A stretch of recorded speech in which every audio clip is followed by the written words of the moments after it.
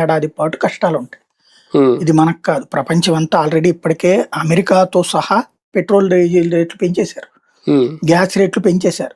ఈ పెరిగినవి వెనక్కి కూడా రావు, అవును, ఇంకా అలా ఉండిపోతాయేమో. ఉండిపోతాయి, అంతే. ఆ రేంజ్ లోనే ఉండిపోతాయి. ఉమ్, కాబట్టి సంపాదన పెంచుకోవాలా, ఉమ్, సంపాదన ఇక్కడ ఉండదు, ఉమ్. వ్యాపారాలు దెబ్బతింటాయి, రేట్లు పెరిగిన సంపాదన పెరగదు కదా. అదే అనేది. ఉమ్, కాబట్టి సంక్షోభం అనేది తప్పదు. ఉమ్, సంక్షోభాన్ని మనం సృష్టించుకున్నది కాదు, అవును. ప్రభుత్వాలు ఆపగలిగేవి కాదు. ఉమ్, ఎందుకంటే అంతర్జాతీయంగా జరుగుతున్నటువంటిది ఒక ఆధిపత్య పోరాటం, ఉమ్, ఒక పిచ్చోడికి ఒక వ్యవస్థకి మధ్య జరుగుతున్న పోరాటం. ఉమ్, ఇరాన్ అనేది గమ్యం లేని పోరాటం. ఉమ్, ఇప్పుడు ఒక పిచ్చోడు ఉమ్, వాళ్ళకు ఒక మత పిచ్చ ఉంది.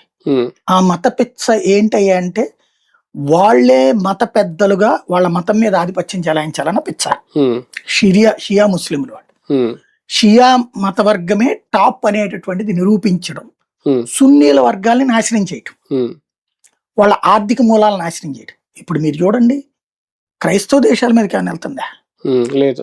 అమెరికా, యూరప్ దేశాలు, నాటో దేశాల మీదకి ఏమైనా వెళ్తుందా? వెళ్తలేదు. గల్ఫ్ దేశాలే. గల్ఫ్ దేశాలు ఎవరి? సున్నీ దేశాలు. అవును. అంటే నీ ముస్లింల్లో ఉన్నటువంటి రెండో వర్గపు అంటే ఇక్కడ మత కోణం ఒకటి సార్, ఇంకొకటి ఏంటంటే ఇప్పుడు ప్రపంచాన్ని మొత్తం ఒక క్రైసిస్ లోకి తీసుకొచ్చేసి ఇప్పుడు గల్ఫ్ దేశాల మీద ఆయిల్ స్థావరాల మీద కూడా దాడి చేస్తున్నారు అంటే నిజంగా అది పిచ్చా లేదంటే చాలా తెలివిగా యుద్ధం చేస్తుందా ఇరాన్? అంటే ప్రపంచ యుద్ధాలే కాదు, మీరు రామాయణ భారతాలు చూసిన యుద్ధ నీతిలో ఏముంటుంది? శత్రువుని దిగ్బంధించడానికి ఇప్పుడు శివాజీ చేసిందా, లేకపోతే గాజీ చేసిందా? వీళ్ళందరూ ఏం చేస్తారు?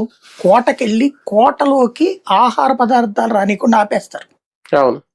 బయట నుండి ఏ సప్లైస్ లేకపోతే నెలల తరబడి అట్లా ఉంటే ఉన్నదాంతో సరిపుచ్చుకోలేక, ఇప్పుడు పొలాలు ఇవన్నంటే ఓకే, లోపల దాంతో తింటారు, కానీ మిగతాయి కొన్ని బయట నుంచి తెచ్చుకోవాలి కదా.